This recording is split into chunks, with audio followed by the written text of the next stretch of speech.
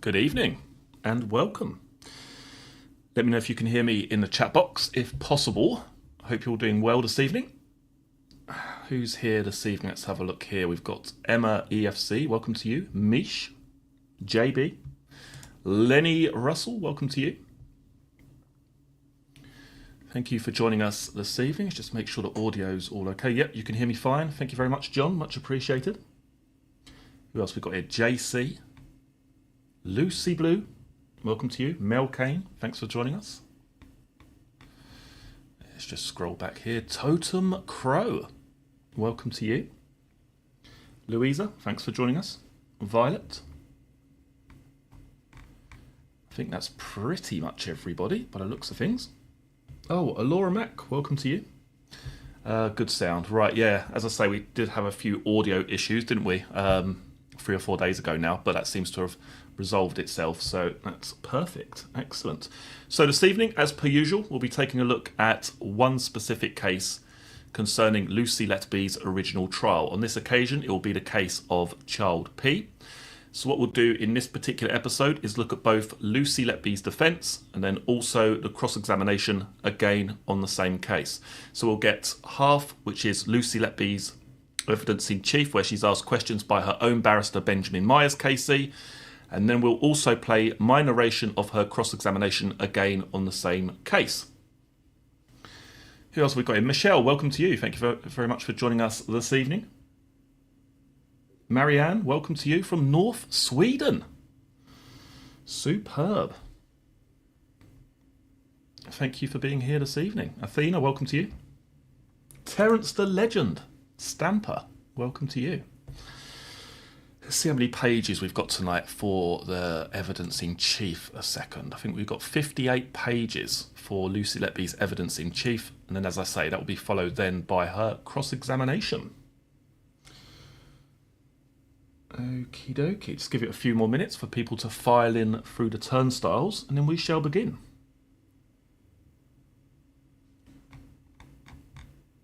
Let's just make sure I'm not missing anybody here. Nope, that seems fine. Okay. All right, 2 seconds and we'll get started.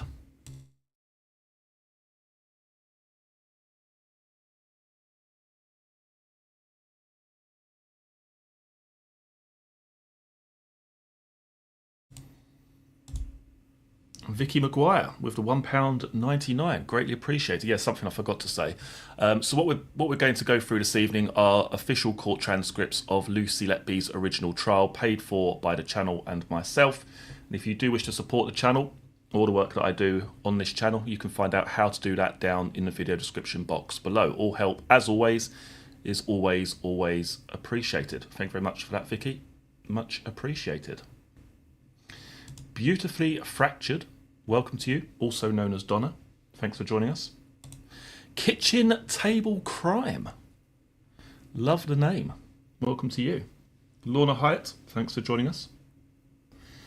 Right, so as I say, we're getting quite near to the end of this series. Excuse me, quite near to the end of this series now. So we've got Child P this evening, we've got Child Q, and then afterwards we've got what took place after the indictment period. So we've probably got tonight's Child P, Child Q, 1, 2. We've got 3 or 4 episodes left. So we'll get through this evening's, and then we'll have P, we'll have Q tomorrow, I would imagine. And then is there another one after that? There's Q. Then there's R, I believe, possibly. I think there's 4 episodes from what I counted earlier anyway, including the indictment or post-indictment situation, I should say. Oh yeah, and don't forget to hit the like button, as I always forget. For your green tea collection, yes, the green tea collection is quite sparse at the moment, to be perfectly honest. I'm getting through it like a wildfire. I've got 2 cups this evening on the go, so hopefully that should last us for the entirety of the stream. And we'll be all good. Right, okay, let's get started. The sound has gone, has it? Shouldn't have done. Just let me know that the sound's still working, guys, because Lorna has an issue by the looks of it.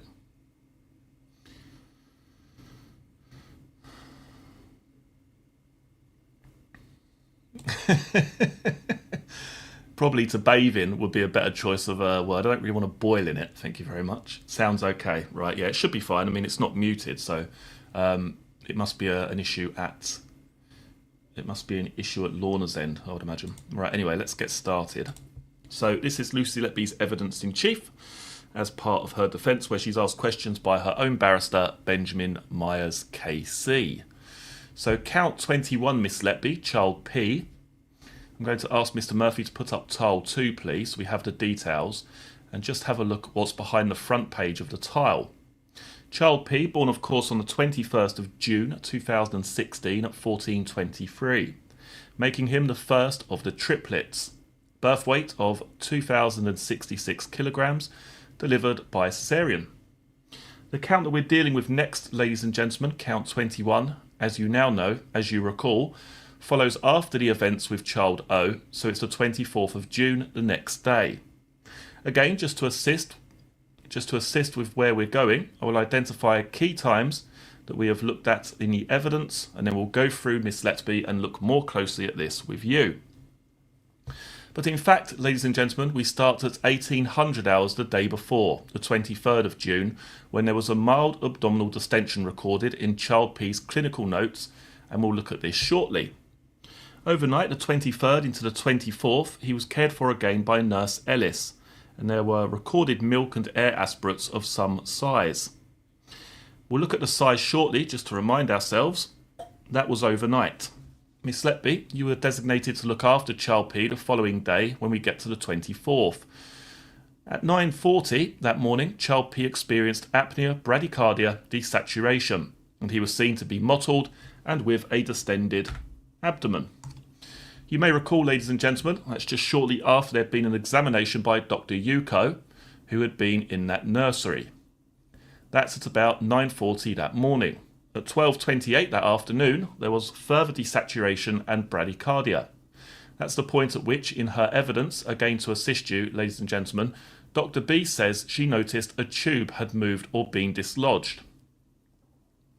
I don't say these to make any concessions on the evidence, but it's just to assist us with the details that we heard, just to place things as we go to them now.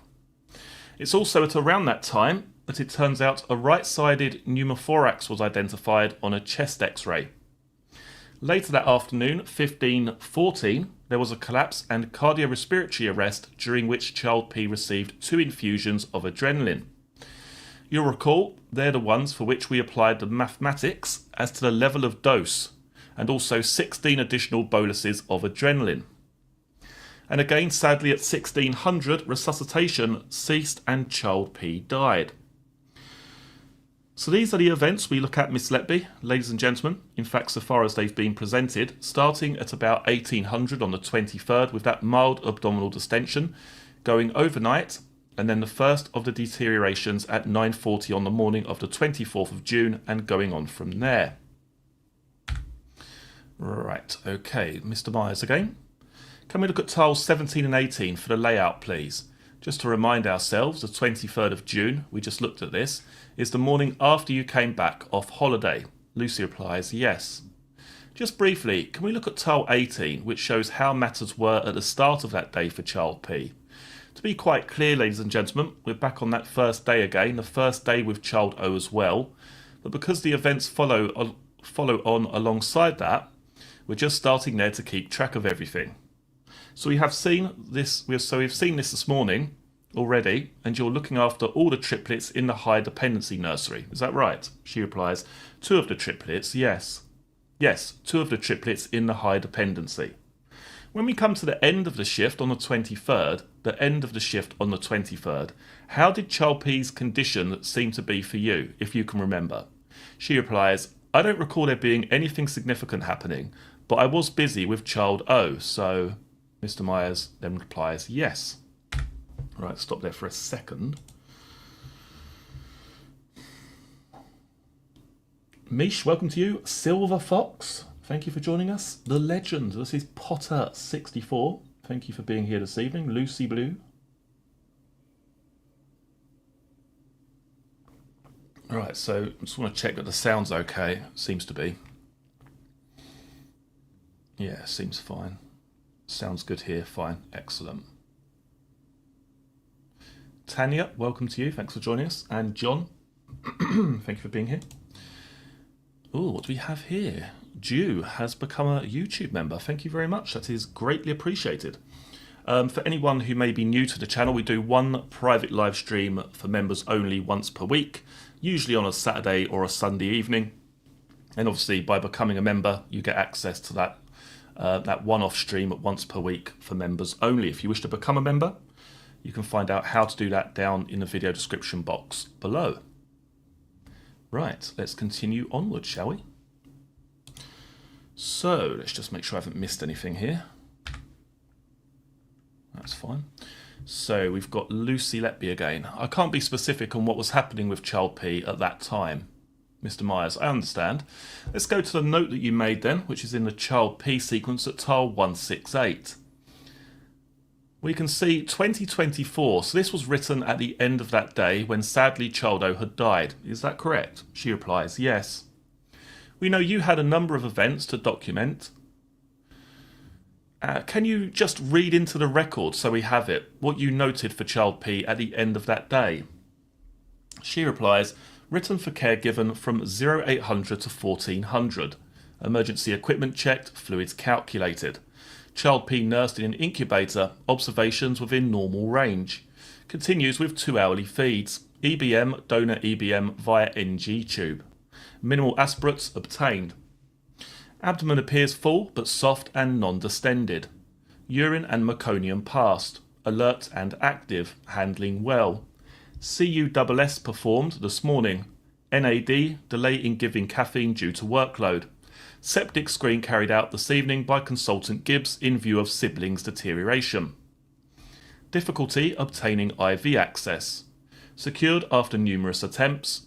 For IV, cefotaxime and flucloxacillin requires blood gas. Flucloxacillin, I think that's right. Mr. Myers. In fact, we can see the note is timed at 2024. The first part said, written for care given from 0800 to 1400. Can you see that? She replies, yes. Does this actually consist of 2 parts, this note, as it happens? Lucy replies, yes. It covers right to the end of the shift, does it? Yes. From your care for Child P, were there any particular concerns that you identify at this stage? She replies, no. And this is how he was. Does this reflect how he was at the end of your shift? She replies, yes. Again, just to keep track of events that we know apply here, can we look at the note made by Dr. Cook for the evening? It's tile 134. This is a note made by 1800 by Dr. Cook. She had been there with Dr. Gibbs and an examination had been conducted with Child P. Then. We can see here, if we look at it, on examination, the 4th line down, abdomen full, mildly distended. Do you see that? Lucy replies, yes. That's something that was indicated, that was something that was identified in the evidence. Anything that you saw with Child P that cast any light on that or raises any issue with that? She replies, no. Is there anything unusual for a baby to have an abdomen that's full and mildly distended? Lucy replies, no. We can see in the plan that included a plan to have an abdominal x-ray. Can you see that? She replies, yes. The third item, yes. Again, because it features in the evidence as we move forwards. Can we just remind ourselves what that x-ray shows? That's tile 173. Just go into that, please. If we just look at the image first of all on the first page, the timing of this, although it was ordered at 6 o'clock, it's taken at 20:09. Can you see that? Lucy replies, yes. Were you still caring for Child P at the time this x-ray was taken? No. What time had you ceased to be looking after Child P on this evening? She replies, officially at 1400, that I'd written in my notes. Officially at 1400, yes.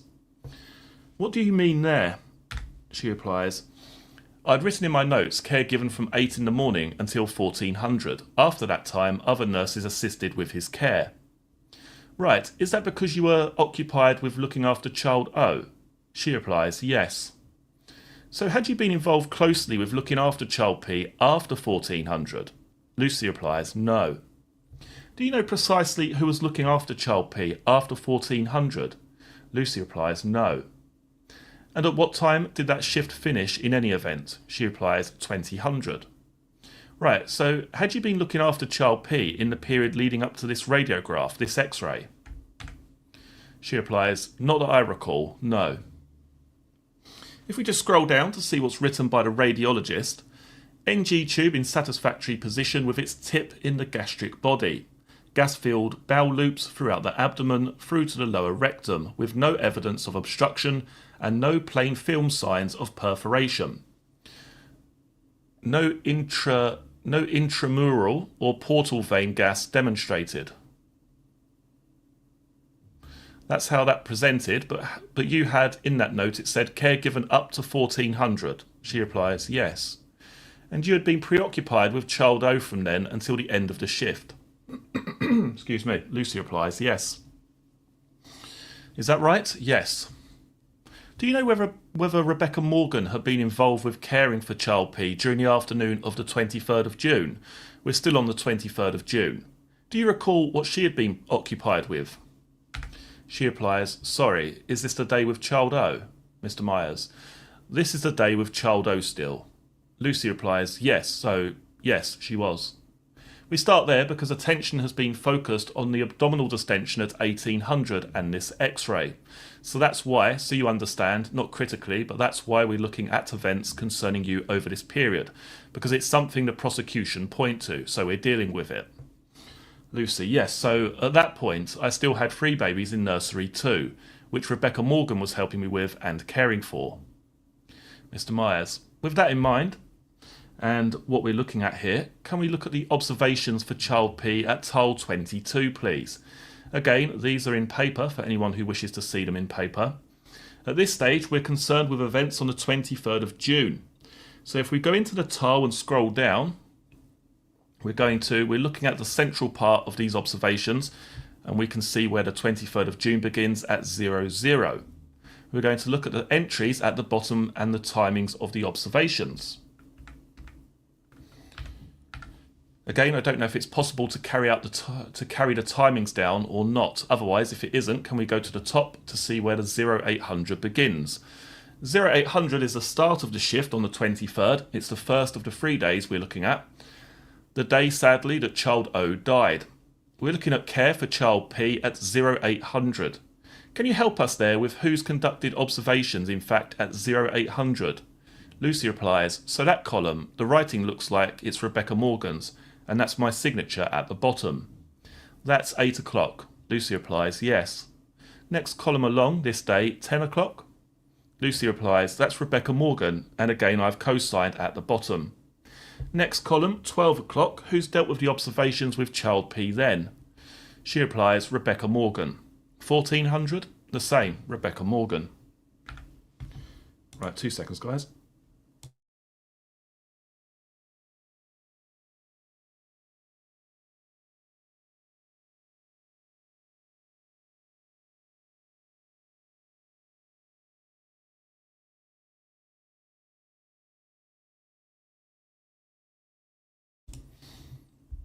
Who else have we got in the house this evening? We have, if I can find it, where's it gone? Elizabeth Andrews, welcome to you. Thanks for joining us. Gemma Bridges. This is the first time I have managed to catch one of these lives. Well, there you go. You're here and you're witnessing the live in real time. So that's great, fantastic. Good stuff. Like I say, we've probably got about another 3 or 4 episodes of this to do on a nightly basis. And then I'm either going to transition onto some of the Furwell stuff or maybe something else regarding Lucy Letby or potentially maybe even a different case. But we'll see. We'll see. We'll see where the wind takes us, as they say. Hugh Manimal, welcome to you.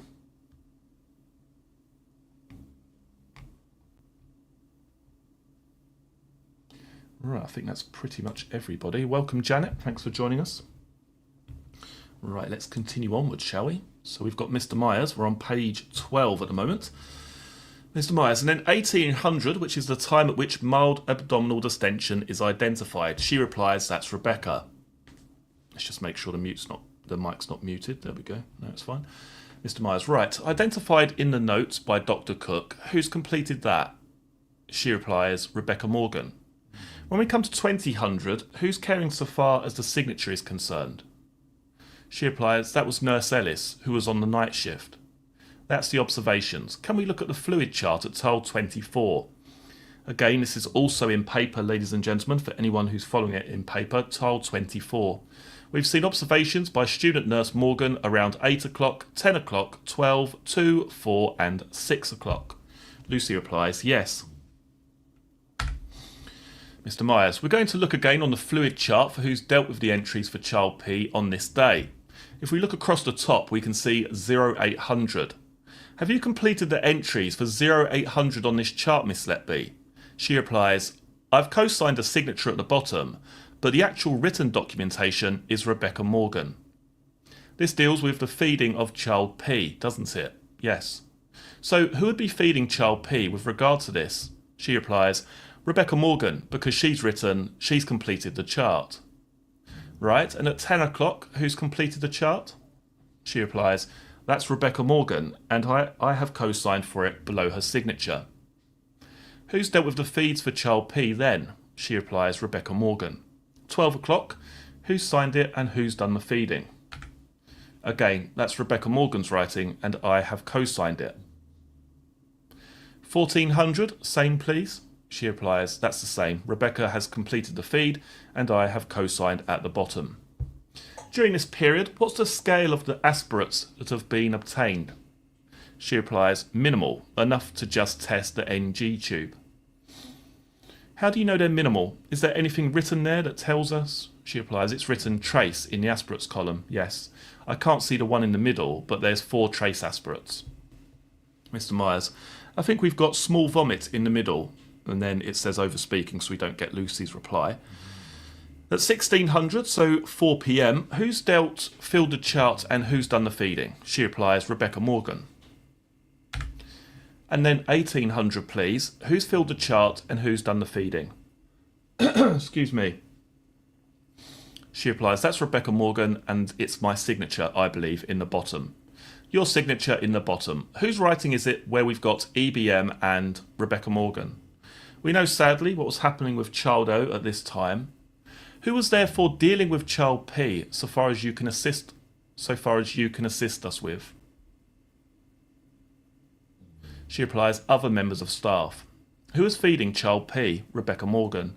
We'll return to this chart shortly when we look at what happens as we go into the evening shift.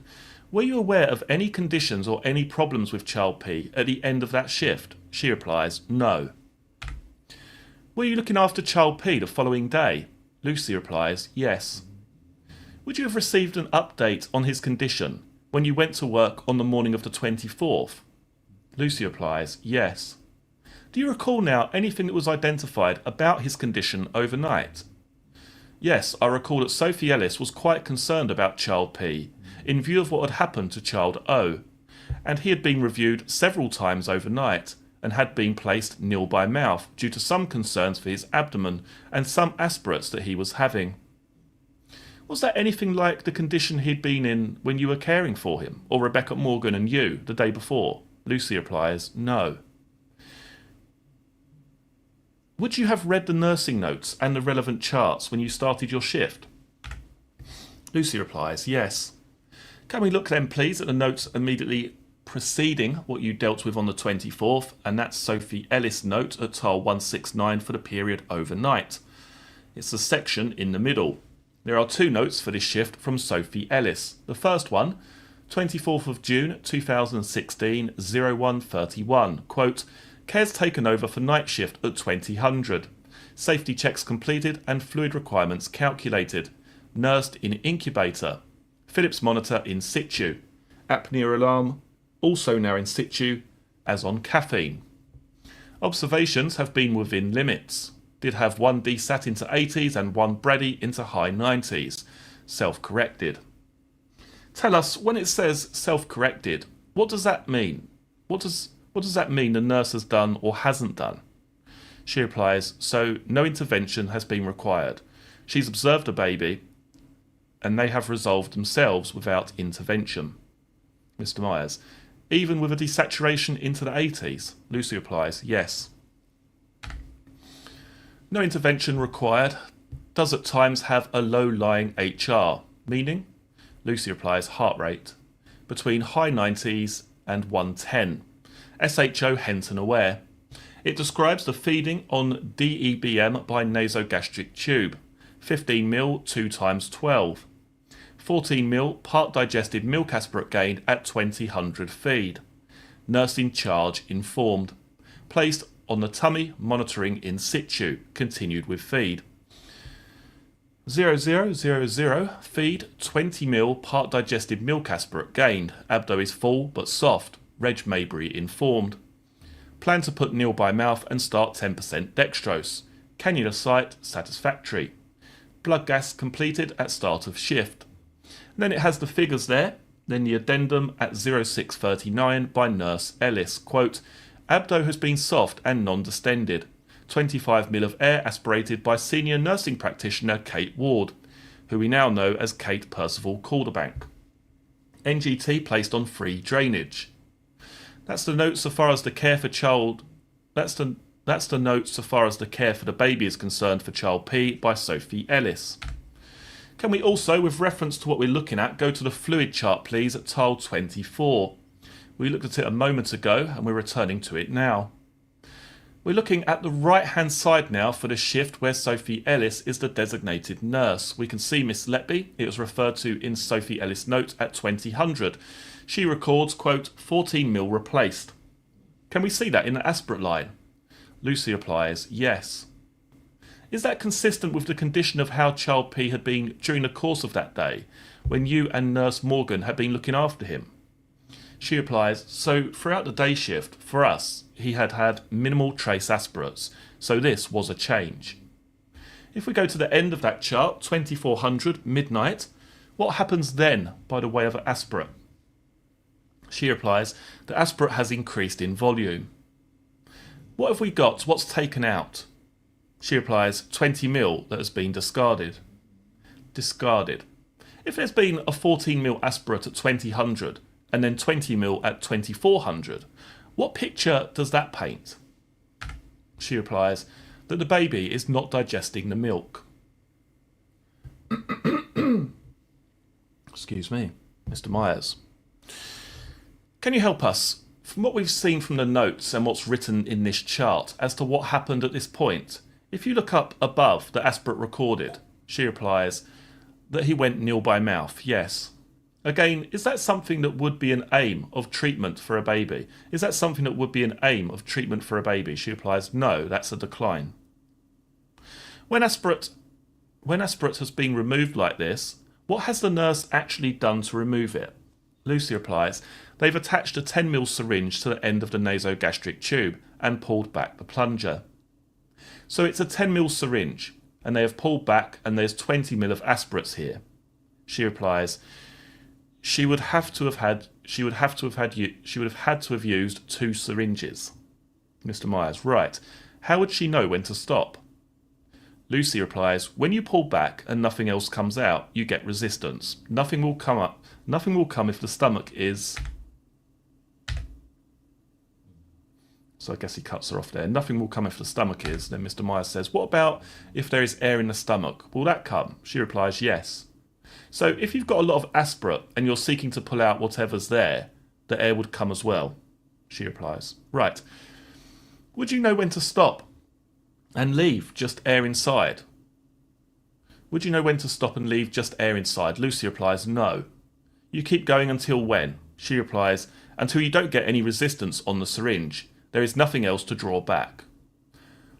When do you know to stop? Can you keep pulling stuff out? She replies, no. It stops coming out.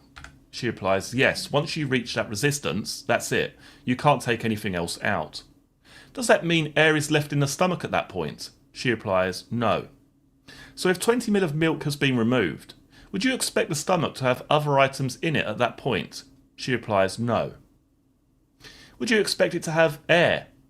Would you expect it to have air in at that point? She replies, no. Would you expect it to have air in at that point? She replies, no, I'd expect it to be empty. Can we move on then, please, to this chart where it continues at tile 237? We can see the bottom. This is going past midnight with care continuing by Nurse Ellis for child P. By this point, has he stopped receiving feeds? She replies, yes, so he's now receiving 10% dextrose instead of milk. Right, so the feeds row is empty, yes, because he is nil by mouth. Lucy replies, that's right. So can we see no output at 0100? If we just move across to when we get to 0400, what's happened at that point? Lucy replies, from reading the chart, 25 ml of air has been aspirated. Right, we may recall this involved Nurse Calderbank Ward also being asked to assist round about this time in the evidence. Is 25 ml of air something you would expect to find if he'd been aspirated, as he had been at midnight? Lucy replies, no, that's a very large volume of air. Should it be there? Lucy replies, no. What about if we move forwards to just before your shift commences? We can see at 0700 we've got 5 ml of air, then Lucy says of air and 2 ml of milk. Mr. Myers, right. That's been aspirated, says Lucy. Again, if 25 ml of air was aspirated at 0400, would that process mean more air could be left behind at that point? She replies, no. So should there be further air aspirated 3 hours later? Lucy replies, no, and there's also milk has come back at that point as well.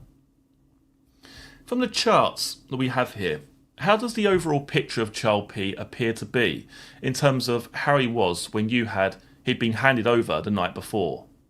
She replies, there's been a noticeable decline in his health. Let's move then to the day shift of the 24th of June, and the layout is at tiles 257 and 258, Mr. Murphy. If you could help us with that, please. We can see shift leader is unknown, but you are the designated nurse for child P on this shift. She replies, yes. Student nurse Rebecca Morgan is also present. Was she still with you at this point? Lucy replies, yes. If we scroll down to see the actual layout of the nurseries, please, Mr. Murphy, move to tile 258. Can you just confirm for us which nursery you were in and who you were caring for? She replies, I was in nursery 2 with child P. Also, another baby in there, yes, being looked after by Christopher Booth, Nurse Booth. She replies, yes, that was a sibling of child P. We know that, child R. Lucy replies, yes. Right, stop there for a second, have a little break. Right, okay.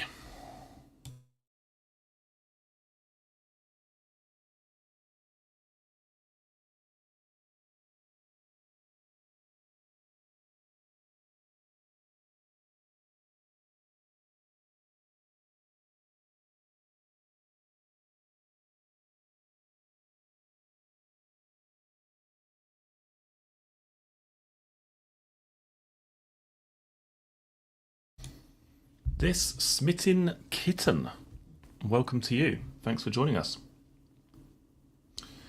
Thank you for joining us this evening. Mr. Bazda, welcome to you. Right, let's get through a few more pages, shall we?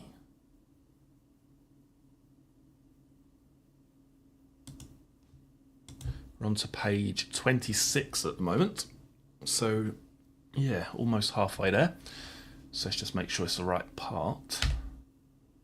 Yeah, so Mr. Myers, when was it that you knew that you'd be caring for child P on the 24th? Do you recall when you were told? She replies, yes, so the night shift, the evening shift, before. The nurse in charge, Belinda Simcock, had asked me if I would like to continue with child P the next day as continuity for the parents. And how did you feel about that? She replies, I felt that that was the right thing to do, that the parents had that level of continuity. The shift began, it's got here at 0730. Did it follow the normal start to a shift? She replies, yes. We know that we're going to be looking at an event next that happened around 9:40. I say roundabout because sometimes the timings aren't absolutely precise. I'm saying that neutrally. A little after 9:35. Do you recall this happening on the morning? She replies, yes. Can you describe to us, before we go to any notes, what it is that you recall had happened in that nursery with child P, leading to the events leading up to it, and then the event itself. She replies, I was conducting my safety checks and just general observations around the cot side. I noticed that child P's abdomen was quite loopy. What do you mean by loopy? That's when we can see visible loops of bowel. It's like, I can't describe it. You can just see that the stomach has changed and it's raised. I spoke to the nurse in charge about this, and we were going to wait for the doctors to review him. Dr. Yuko then came to review child P, and shortly after that is when he had an apnea. Right, are you able to say how soon after Dr. Yuko had reviewed? She replies, very soon. He was still in the nursery at that point. Did Dr. Yuko actually review child P, from what you recall? She replies, yes. So I think this part might be quite important from memory. There's something in my mind that's telling me that the loopy bowel part is quite important and when it was seen. And that's when we can see visible loops of bowel. Alright, okay. Mr. Myers, he reviewed child P, and you say he was still in the nursery. She replies, he was still in the nursery, yes. Still in the nursery at the time of what? She replies, when child P had an apnea that needed intervention. And do you recall who else was in nursery? Who was in the nursery at this point? Who else was in the nursery at this point? She replies, potentially Rebecca Morgan, from my memory. So there's... Lucy then says, I couldn't say for definite. So there's you, definitely myself, and Dr. Yuko. Rebecca Morgan, yes. Can you remember where Christopher Booth was at this time? She replies, no.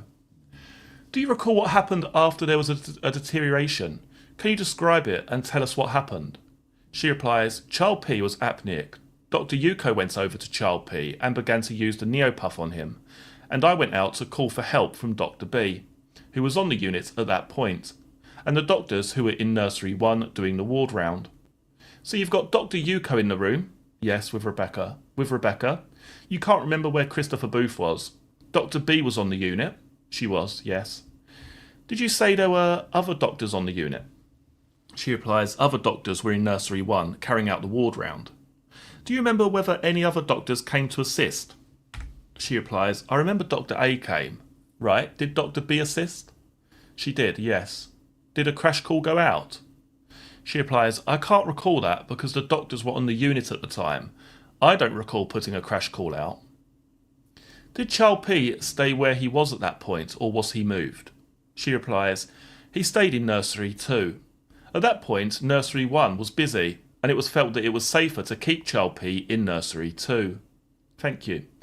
We'll just look at the notes, if we could, regarding this, what happened that day. Can we go to tile 263 first, Mr. Murphy? We start here, then we have to move to another tile to actually complete this entry. Now, you've described it to us as best you can from your memory. Can you assist us by going through the note that you wrote? Can you see what time you wrote this note? She replies, it was started at 21:18 and then finished at 2200. Mr. Myers, this is actually on the night of, yes, of the day. She replies, yes. All right, we'll have a look at what happens at that evening. I guess that's supposed to be as, isn't it? We'll have to look at what happens as that evening went on in due course. But please read the note for us. She replies, written in retrospect for care given from 0800. Emergency equipment checked, fluids calculated. Child P nursed in an incubator. Observations within normal range.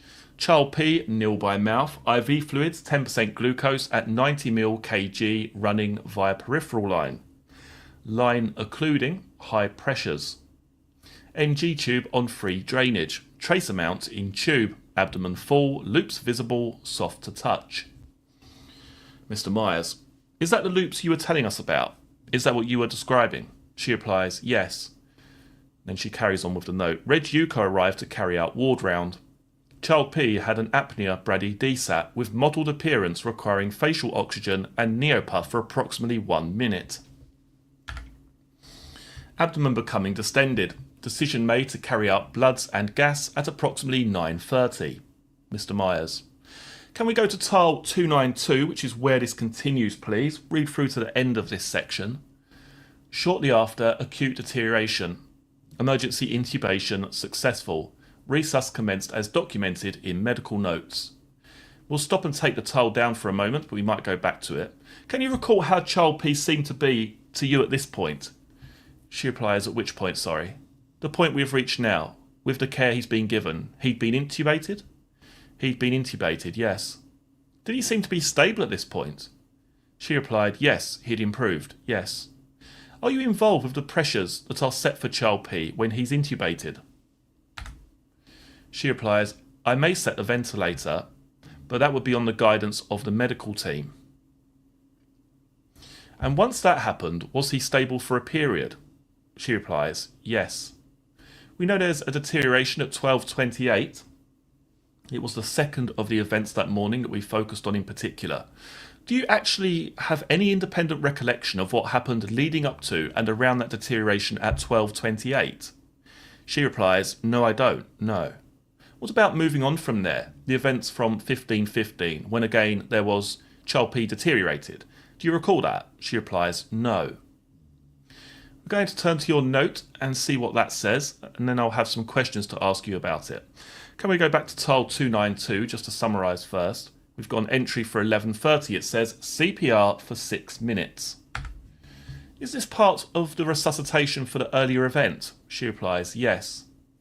Peripheral access obtained. It describes his condition, how he presented, colour and perfusion poor, mottled and capillary refill 3 to 4 seconds. Nil obtained from NG tube. Abdomen full but soft, nil urine passed, meconium passed. Can you tell us the next thing that you document, please? She replies, I've documented. At 12:28 there was a further collapse. Resus as documented in medical notes. Adrenaline infusion commenced along with dopamine. Needle aspiration for right-sided pneumothorax. Mr. Myers, I'll ask you to pause there at that moment. There's no reference in the notes to anything about a tube dislodging at that time. She replies, no. From your recollection, did a tube dislodge? She replies, not from my recollection, no. Was there any issue about a tube dislodging? Not from my memory, no. Did anyone ask about a tube dislodging? She replies, no. What you do note is needle aspiration for right-sided pneumothorax. She replies, yes, I recall that. We know without doubt there was a pneumothorax. Yes. Do you have any recollection of when that was first identified? Any independent after the collapse? Pardon? After the collapse. Mr. Myers, yes. And then Lucy Letby and the CPR.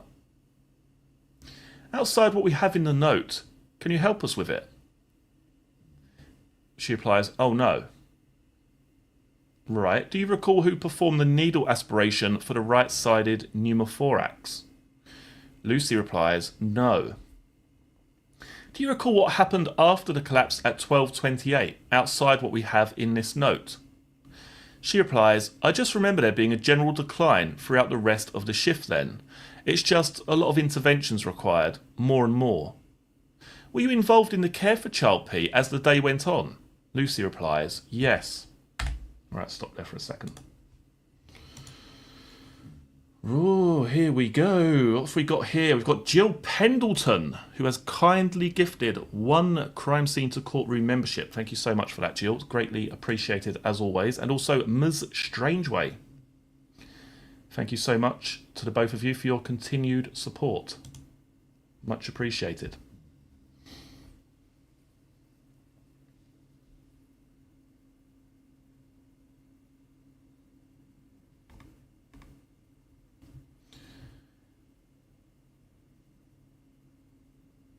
Right, let's have a look here.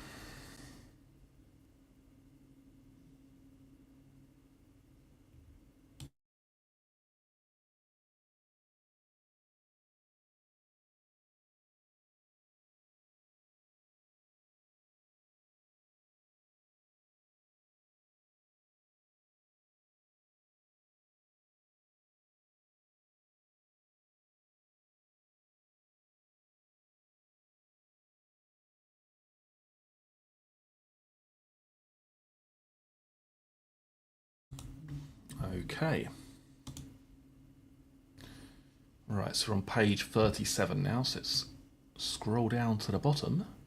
And again, thank you to each and every one of you for attending this evening. It's always greatly appreciated. It's great to see so many regulars in the chat. Chatting away as usual. JC, welcome to you. Okay, Rachel Barker. Better late than never. At least you're here at long last. You're only about 45 minutes late, so that's not too bad. Could be worse. Could be worse.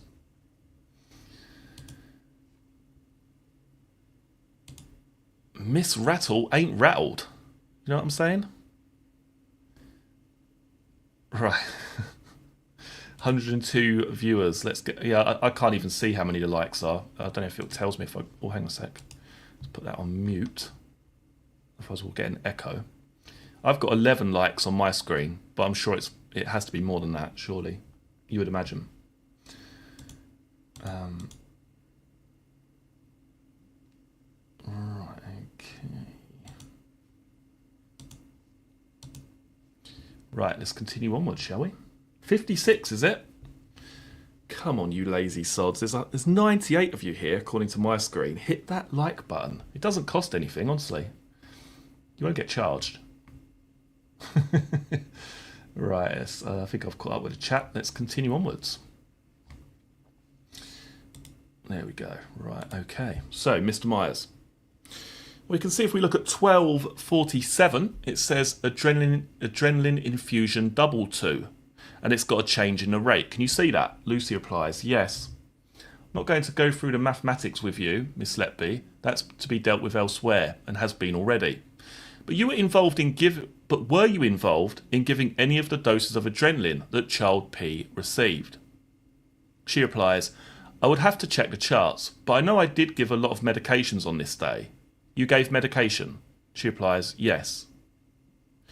Because in this note, you have written down things that you did and the technicalities, haven't you? She replies, yes. But you didn't write the notes until that evening, did you? No. So again, I know I've asked you this before with regard to child O. How did you have available the information that you could use to complete this? She replies, so notes were made at the time on a piece of paper or paper towel. All right, we can take this note down if you would please, Mr. Murphy. Notes are made on a piece of paper or towel, and then what do you do with those notes? She replies, they would then be written up at a later point into the Meditech system and then go on to the relevant charts. Do you recall at any point... Excuse me, give me a second.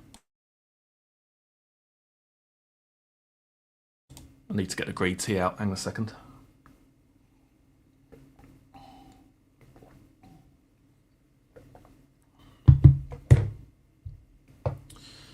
Right, let's try again, shall we? Mr. Myers, do you recall at any point as the afternoon moved on, any significant aspect of child P's colour or discoloration? She replies, no.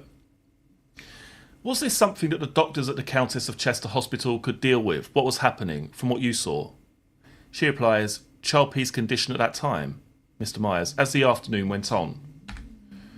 She replies, no. There was an increasing sense of anxiety on the unit, and there was a huge sense of relief then when the transport team did arrive. So, transport team, who are they? Where are they from? She replies, the transport team is an intensive care team from Arrow Park Hospital, and that was led by Dr. Oliver Rackham, Dr. Oliver Rackham at that time. He gave evidence here, didn't he? She replies, yes. And why were they called? Do you know? She replies, for extra support for child P and for transferring him out for tertiary level care, which is what he was needing at this point. Mr. Myers, do you recall during the afternoon which doctors were present, which Countess of Chester doctors were present? She replies, yes, Dr. B throughout, Dr. A, Jessica Burke, I think Dr. Cook was around at points, and also Dr. Breary. How was Dr. B coping with what was taking place as the afternoon went along?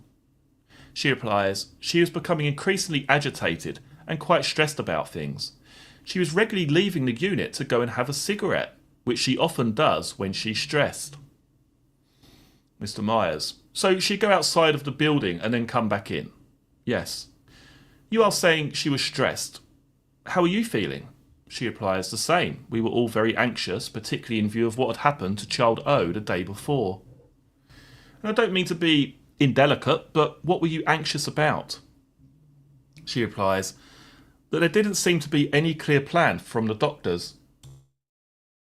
Nobody seemed to know what was happening, and very much just wanted the transport team to come and offer their expertise. Mr. Myers. And why did you need them there? She replies, because of how poorly child P was, and the things that we were offering him weren't working. It was beyond our level of care. Did you speak to Dr. B during the afternoon as to how you were feeling? She replies, not from my memory. Did you ever voice to her your concerns that maybe child P wouldn't make it or wouldn't make it out? She replies, I can't recall that specific conversation, no. Could you have said something like that? She replies, potentially, I have no recollection. Were you there when child P died? She replies, yes. Were you involved in giving support to the family as well as you could when that happened? She replies, yes. What did you do? She replies, the family were present throughout the afternoon while child P was declining. Then support was given afterwards in terms of what we could give them. I'm sorry, what do you mean? Mr. Myers, what did you do with the family? Child P has passed away. What was your involvement, Miss Letby? She replies, in supporting them. Yes. And what did you do for them? Do you recall? She replies, no. I'm not trying to test your memory unfairly. She replies, sorry, no. We can go to your note in a bit, but I'm giving you the opportunity to see if you can remember and tell us what you did. She replies, I know I dressed child P and child O at their request. I know necessarily, in the way we're dealing with things in this trial, we deal with an event and then another event and another event. A baby and a baby and a baby, because we're having to do it that way. But can you convey to us what the atmosphere was like on that unit when a second baby, a second twin, had died like this on the 24th of June? And then the judge cuts in, a triplet, second triplet. Mr. Myers, I apologise. It was a completely flat atmosphere. Everybody was shocked, devastated. Mr. Myers, you used the word flat, but then you said shocked and devastated. Lucy Letby, I think the general mood, you can just tell that the whole unit was flat generally. It wasn't the usual sort of positive atmosphere that we would have. And how did you feel personally about what happened where child P was concerned, as you had with child O, his triplet? She replies, I was really upset about this. To have it 2 days in a row, and to imagine what those parents had gone through, to lose 2 of their babies, it was harrowing. Harrowing, yeah. Can we look at the note, please, at tile 292? Go across to the right-hand side. Just to see the family communication. Scroll across, or rather, slide across. I appreciate I was asking you what you had done to support the parents, and I appreciate you're being asked about things that happened a while ago, and there's a lot of detail here as we deal with count after count after count. Lucy replies, yes. So in fairness, to assist, let's look at the family communication. What time were you writing this note up? She replies, 2200. What do you note that you did where the family are concerned? And you can read the note out, please, as the easiest way. She replies, parents present and updated throughout, aware of how ill child P was and that the transport team were coming to take him to Liverpool Women's Hospital. Baptism offered and accepted. Parents held child P as he passed away and have spent time with him and sibling child O. I have dressed child P at their request and taken photos of child P and child O together. Support ++ given to parents and extended family. Time spent on Lavender Suite as a family. Mum discharge and parents have gone to Liverpool Women's Hospital to be with sibling child R. Alright, again we're dealing with this before. Why is it you that's dealing with the family at this point? She replies, I'm the designated nurse. And where it makes reference to photographs taken, is that something that does happen as part of the policy? She replies, yes, it's part of the bereavement pathway. Who decides if photographs are to be taken? She replies, it's offered to the parents and they would have to consent to those photos. Right, let's stop there for a second.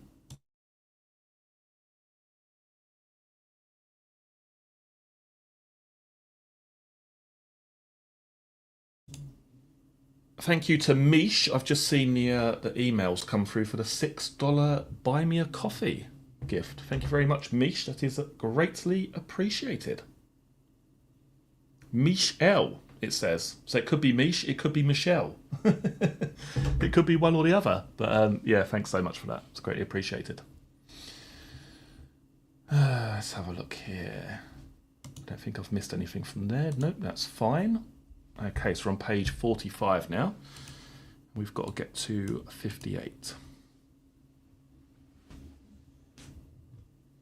Right, okay. Just going to scroll back through the chat, so give me a second, and then we shall continue.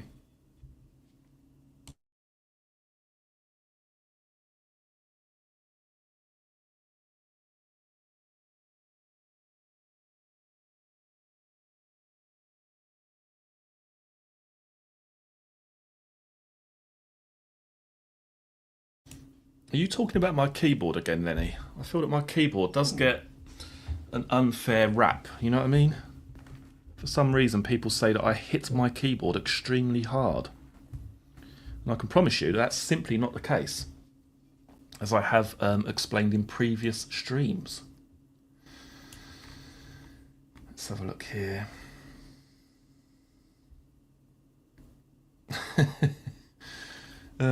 Vicky says the pound is stronger against the dollar, John, with the Trump inauguration. Yeah. Yes, I can imagine so. I can imagine it is. Right, okay, let's continue onwards. Let's get this finished and then we shall move on to the cross-examination. Where's that button? There we go. Right, okay, so next page. Mr. Myers, are you following a policy that's set up to be dealt... Hang on a second, do I need to let my dog out? No, she's sitting down again. Right, let's start again. Mr. Myers, are you following a policy that's set up to be dealt with in circumstances like this? She replies, yes. The note here is written at 2200, and we can take that down now, please, Mr. Murphy. Thank you. Is there any particular reason why this note comes to be written so late that evening? She replies, obviously it was a busy shift and a lot of the notes needed to be done retrospectively. But I'd also had to go to A&E for a period of time that evening after having a needle stick injury. Let's just scroll back a moment. You said you got a needle stick injury. What needle was that? She replies, it was one of the needles that had been used for the intraosseous access on child P. And where had that needle gone? She replies, it penetrated through his limb and had come out of the skin. And then he says, no, so far as you were concerned, where had the needle gone to you? She replies, sorry, in my finger. And then the judge jumps in. Why you needed to go to A&E? She replies, sorry, it pricked my finger. Mr. Myers, all right. It's a lot of detail we're going through, and we've dealt with 3 babies this morning that together took 2-3 weeks of trial time. We appreciate that, Miss Letby. Just take our time. You'd hurt your finger. She replies, yes, and that was caring for child P. Yes. Is that before or after he died? She replies, it was afterwards. It was when I was dressing child P and child O for the parents. What happens, whatever the circumstances, if you get an injury like that? What do you have to do? She replies, there is a pathway that you have to follow, and the first part of that is attending A&E. Is that where you went? She replies, it is, yes. And what happens when you get to A&E? She replies, you have blood samples taken and boosters. Booster vaccinations such as hepatitis. And whilst you were there, is that what was done for you? Is that what was done for you? Is that what was done for you? She replies, yes. How were you whilst you were at A&E? She replies, I was unwell when I was there. I fainted. So it's probably difficult to answer, but do you know why you fainted? She replies, the stress of the day. I hadn't eaten, we hadn't taken any breaks. I think the overall enormity of the last 2 days had sort of taken its toll. Mr. Myers, yes. Did you return to the unit after you'd been to accident and emergency? She replies, yes, because I still had notes to complete. And did you complete those notes? She replies, yes. Mr. Myers, we don't need to go through them all again. We saw some messages when we went through the evidence with Dr. A about inquiries from him to you about how accident and emergency had been. She replies, yes. Is that relating to what you're describing to us? She replies, it is. There are also messages where he had waited to give you a lift home. Can you perhaps take us through that? What was that about? She replies, Dr. A was aware that I'd been unwell in A&E and that I would be walking home alone that evening, so he offered to give me a lift home. I bet he did. Did he drop you off? She replies, he did. Where did he go after that? She replies, he went home. Just want to ask you before we finish at lunchtime a little bit about some of the material that was found relating to the triplets O and P. Right, let's start this again because I think it's actually O, P and R, but he doesn't say that. I just want to ask you before we finish at lunchtime a little bit about some of the material that was found relating to the triplets O and P when the police went to the house, to your house. So can we put up on the screen, please, Mr. Murphy, first of all, page 22 from those prosecution images. We've seen this before. This is in the Ibiza bag. There are various handover notes or documents found within that. So let's just move forwards to the ones that we need to look at. Page 23, please. This is items spread out on the surface by the police. I would like us to go to the handover sheets, the handover sheet for the 23rd of June. Are you all right to deal with this, Miss Letby, just before lunchtime? She replies, yes. If we remind ourselves what they are, we've got the handover sheet. This is the 25th. I'm sorry if I said the 25th. I meant the 23rd, first of all. Just want to look at the 23rd and the 24th. The 25th, by the way, which is on the screen, is the day you were carrying... Is that supposed to be caring or carrying?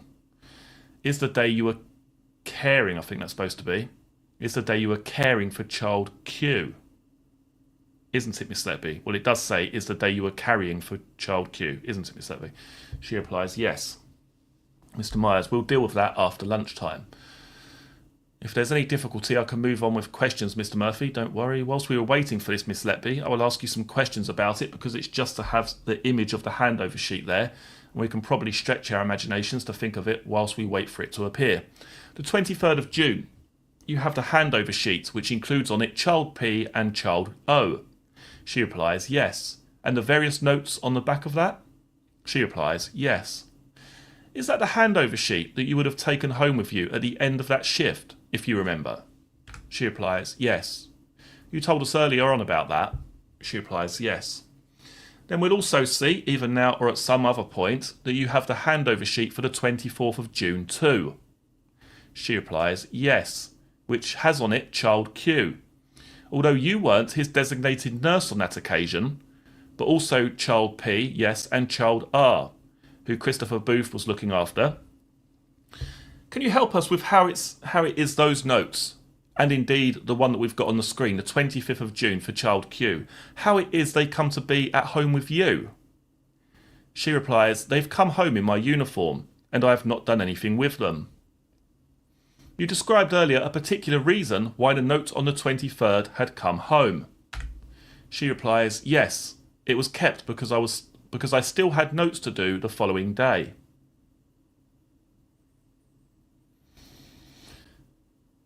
I don't understand how that makes sense though, because the note's at her home address, isn't it? So if she needed to do the notes, why is it still at her home address when the police find it? Yes, it was kept because I still had notes to do the following day. Mr. Myers, right. We know on the backs of these handover sheets there's various handwritten notes. Yes. Are they by you? She replies, yes. What are those handwritten notes of? She replies, events that had happened throughout the day for the babies I was caring for. Mr. Myers, are they just for the babies on this indictment, or do they include other babies who aren't on the indictment? She replies, no, any baby that I was allocated to look after. You have the handover sheets with the notes on the back of them over this period. She replies, that's what the handover is for. We would write on the back of the sheet about the babies we were looking after. Mr. Myers, I wonder, Mr. Murphy, if we could actually go to tile 59. Don't worry about the handover sheets for now. I'm sure we can see them again, or will do. Can we go to tile 59 in sequence? Just something we noticed travelling through the sequence of events. This is the 23rd of June, so the first of the 3 days, the day when you were looking after the triplets, and the day, sadly, when child O died, and it's at 9:55 to Dr. A. I lost my handover sheet, found it in the donor milk freezer. Clearly, I should be in Ibiza. What was going on with that? Do you recall? She replies, I'd mislaid my handover sheet at that point, and I found it in the donor milk freezer, so... Right. We use the handover sheet to document when we take milk out of the freezer, and I must have left the sheet in there by accident. Mr. Myers, that's what that relates to. She replies, yes. Just wanted to ask about that. Again, I've asked you before about Facebook searches, but if we look at tile 719, we see on the 23rd of June 2017, so a year later from the events we're looking at, a search for the surname of the babies O, P and R at 23:46. Do you remember that taking place? No. Is there any particular reason why you may have searched for the surname of the babies O, P and R on this particular date? She replies, it was the anniversary and they were on my mind. Were they something that did stay on your mind? She replies, yes. Why was that? She replies, it was such a harrowing experience just to see parents lose 2 of their children, and to have that happen 2 days running. You don't forget something like that. Can we just see if we can find page 9 from the prosecution images? Hopefully we have a bit more luck with this. Page 9. I'd like to get to this, please. It's something we looked at earlier, but perhaps now we've reached this point in the evidence, I'd like us to go back to it before lunchtime. One of the notes, by the way, so you know, that we are going to be looking at was taken from the handbag in your room when the police attended. Can you help us with the names that are written at the top there? She replies, Child P, Child O and Child R. Now let me just see if I can bring this up. Just stay there a second, guys, so we can see the note that she's actually referring to here. Jane, thank you very much for the £2.99 super sticker. Thank you so much. Right, just give me a second. Let's see if I can find it here and find a way of showing it to you.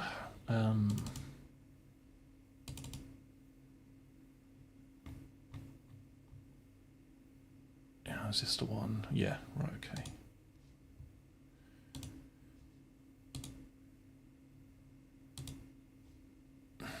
Window. Right, let's see if this works. Right. Oh, it does work. Look at that. The wonders of modern technology. Right, so if we just have a quick look at this note, I won't keep it up for the entirety because I still need to read through the document, but you'll get an idea. This is basically the note they're referring to here. The names up the top that are blanked out, Child O, Child P and Child R. And then it moves down, today is your birthday, but you aren't here. And I'm so sorry for that. And then it says something along the lines of, I'm sorry that you couldn't have the chance of life that you should have had, but they'll go through it all anyway. But that's the notes they're referring to here. So let's get rid of this and represent. There we go. Excellent.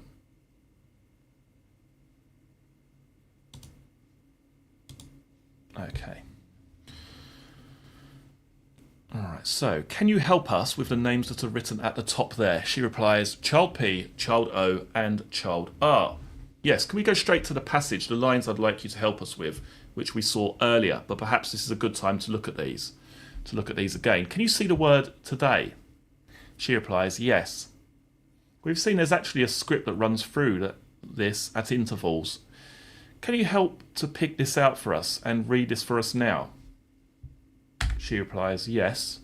That's helpful. Start at the top and move down to the second half. Could you read on from today is? She replies, today is your birthday, but you aren't here. And I'm so sorry for that. I'm sorry that you couldn't have the chance at life you should have, possibly, and for the pain that your parents must experience every day. Could you carry on? You have to drop down a line or so. We tried. We need to go down, thank you. She replies, we tried our best and it wasn't enough. I don't know if many people will think of you today or any day, but I do, and I hope I will always remember.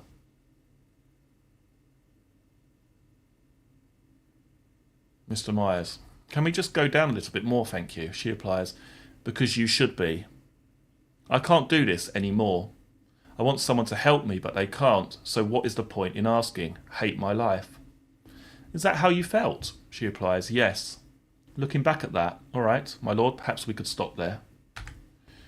Mr. Justice Goss, yes, certainly. 210 then, please, members of the jury. All right, so that's the end of the evidence in chief. And again, thank you so much to Vicky Maguire, Jew, who became a member earlier, Jill Pendleton, Ms. Strangeway, and Jane for the £2.99 super sticker. Much appreciated. Okay, so let's change the banner on here very quickly and catch up with a chat.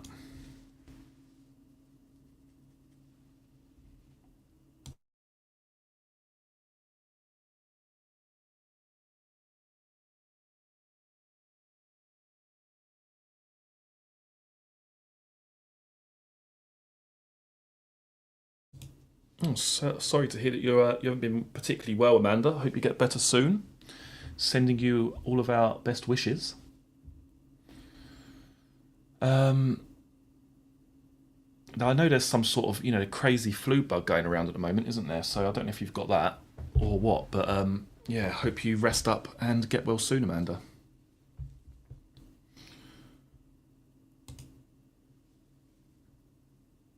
Yeah, I mean, that's one of the issues, isn't it? Let me just bring that note up again. Just see if I can bring it up 2 seconds. That's one of the issues, isn't it? Why did she address the note to the three of them when one of them is still alive? And that's basically what the prosecution ended up saying to her. Why have you addressed this note to all three of them when one of them was still alive? And they basically said, was this like a draft sympathy note that you were planning to write out because your actual plan was to kill all three of them? And then she said, no, absolutely not. But I don't know. It's a weird thing to do, isn't it? Laura Mack with the £3.99 super sticker. Thank you so much for that. Much appreciated, as always. Thank you, Amanda. Yeah, one of the nice things about doing the streams is that I see constantly the same people here each and every night. And it must be that people like tuning in. They like coming back on a frequent nightly basis. So as long as people are happy to attend, I'm happy to continue doing the live streams. So it's great to see, as I say, the same people here each and every night. It's fantastic. Right, okay, let's have a look here. Fantastic community, yes. I can't argue with that, Mr. Russell. Right, so let's give it a couple more minutes and then we will start with Lucy Letby's cross-examination, again on the same case, the case of Child P. Right, how do we get... There we go. And that one. And this one. There we go. Right, okay. I don't think I've missed anything. Nope, that's fine. And I'll probably jump back into the chat maybe every, say, 5 or 10 minutes just to catch up with the chat. And yeah, I'll now start with Lucy Letby's cross-examination. And I'll see you in about 5 or 10 minutes' time. We're going to move on to Child P, please. If I can just deal with some of the background. Can we look at the defence statement, please? Count 21, please, ladies and gentlemen. Paragraph 179. It begins with you denying having hurt Child P. At paragraph 180, in the evening of June 23rd, Belinda Simcock asked me if I wanted to look after Child P on the 24th. I said I did. I wanted to do this as continuity for the benefit of the parents, rather than them seeing me working with other babies after what had happened with Child O. I don't recall having an argument with Kate Percival Ward about wanting to be in Nursery 1. On June 24th, Child P was in Nursery 2. A little after 09:35, I was talking with Rebecca Morgan when Child P stopped breathing. Just to remind us, Rebecca Morgan is the student. Is that right? Yes. Dr. Yuko was in Nursery 2 already because he was writing up his notes. The monitor sounded and I shouted for Dr. B because she was already on the unit. I also called Dr. A to assist. At paragraph 183, Dr. B came, a crash call went out. A lot of doctors and nurses came. It was chaotic. Child P was too ill to move to nursery 1, so he remained in nursery 2. When Dr. Rackham arrived, he took control of what was happening. Paragraph 184. Events during the collapse and resuscitation are difficult to remember. At paragraph 185, Child P's stomach was distended when he collapsed, but it was not as red as Child O's had been. I don't recall Child P's skin being mottled. Paragraph 186. After Child P died, we talked about dressing the twins. I was asked to dress them in the same outfits. Christopher Booth and I did this in nursery 2. Sophie Ellis took photos of Child P with Child O and Child R. There's nothing strange about this, it's part of the bereavement pathway. I did the bereavement pack and memory box. At paragraph 187, at some stage during this, I pricked myself on a cannula needle which had been put into Child P's leg. I went to the accident and emergency department, as was standard procedure with a needle stick procedure, and I was there for about an hour. Whilst there, I fainted, and I had to be given medical attention. I think this is because of the stress and upset of the past 2 days, and because I hadn't eaten. I completed the bereavement procedure and the memory box after returning from A&E. At paragraph 188, on the 23rd of June 2016, I had been looking after Child P, Child O, and another baby. I kept the handover sheet from June 23rd so I would know what I was doing. I had written notes on the back of the handover sheet. I took it home to bring it into work the next day to write up the notes on the unit. The sheet stayed with me, and after Child P died, I forgot about it and brought it home with me, and it stayed there. Although I had forgotten about it, I did not decide to keep it. Do you accept that Child P was born in good condition? Yes. The day after his birth, Wednesday the 22nd of June, do you accept that he was doing well, and at 11:45 that morning he was taken off CPAP by Dr. B? Yes. Do you accept that that day his blood gases were excellent? Yes, I haven't reviewed them myself, but yes, I accept that. Thank you. On Thursday the 23rd of June, which was the day Child O died, and if we could just look at tile 22 please, I'm going to suggest this shows that Child O was taken off Optiflow at 6 a.m. If we scroll down please. Can you see? Yes. You'll remember that this day, or the time at which Child P was taken off Optiflow, became a subject of confusion when some of the witnesses were giving evidence. Do you remember that? Yes. Dr. Gibbs, for example, thought that he'd been on Optiflow much closer to the time of his death than in fact was the case. Yes. Yes. And Dr. Gibbs therefore mistakenly attributed the distension of his stomach and bowel to Optiflow. Yes, yes. But in fact, he wasn't on Optiflow at all for many hours prior to his death, was he? No. No. At 10 a.m, and this is tile 64, so we're still on the 23rd, the day Child O died, the day you were in nursery 2 with Child O, Child P and the other child, an examination by Dr. Cook and Dr. A was unremarkable. Do you agree? Yes. And do you accept that throughout that day, there was nothing unusual at all so far as Child P was concerned? Not in the daytime, no. No. Events, I suggest, started to take a turn for the worse just after Child O had died. Child O having died at 1747. Do you agree? Yes. Do you remember that Dr. Gibbs examined Child P in the aftermath, the immediate aftermath of Child O's death? Yes. That's tile 133, please. This is you feeding Child P, isn't it? At 1800 hours. Do you remember? No, again, that's not my writing. Sorry? That's not my writing. What's not your writing? The 1800 feed. All right. Whose signature is it at the bottom? Possibly mine. Possibly yours. Who else's might it be? I can't see for definite, but it looks like mine. Yes, but that's not my writing. As a matter of interest, do you remember what you said in interview about this when the police asked you questions about it? No, No? Well, we'll come to it. You think about it over the break. Do you remember Dr. Gibbs saying that when he examined child P, he was remarkably well for a triplet baby and very well grown? No, but if that's what he said, he did. If we go to tile 145, please, we see that a blood test was also taken at about this time.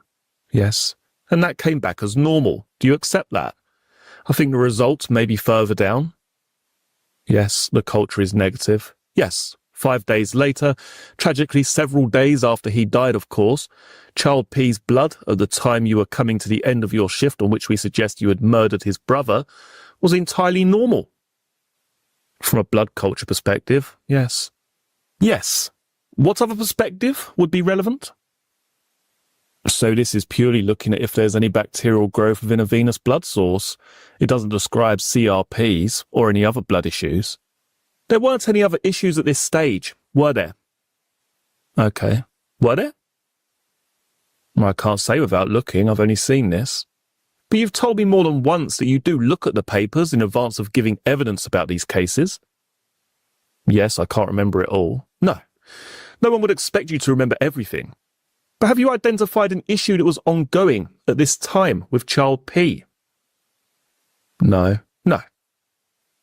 You overfed child P sometime between 1800 and handing him over at 2000, didn't you?